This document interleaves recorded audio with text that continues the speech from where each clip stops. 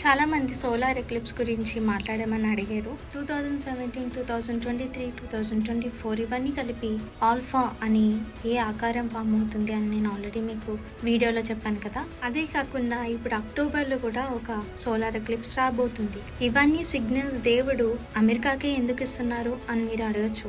అగ్రరాజ్యంగా పిలువబడే యుఎస్ ఇప్పుడు Israel Palestine conflict లో మధ్యలో కీలక పాత్ర పోషిస్తుంది. వీళ్ళిద్దరికి పీస్ తీసుకురావడానికి సౌదీ అరేబియాతో చర్చలు జరిపిస్తున్నట్టు ఇరాన్ ఇజ్రాయెల్ వార్ వీడియోలో నేను ఆల్రెడీ చెప్పాను పార్ట్ 2లో. మొన్నటి వరకు ఇజ్రాయెల్ కి స్నేహితుడుగా ఉన్న యుఎస్ సడన్ గా వాళ్ళతో పొత్తుని విరమిస్తున్నట్టు న్యూస్ ఛానల్స్ వాళ్ళకి చెప్పినట్టు కూడా మనం చూసాం. 52:3లో నా జనుల స్వాస్థ్యమును అన్యాయంగా డివైడ్ చేసినప్పుడు నా ప్రజల పక్షమున నేను వాద్యమాడుదును అని దేవుడు చెప్తాడు. ఆదికాండం 15:19లో అబ్రహాము సంతానానికి దేశాన్ని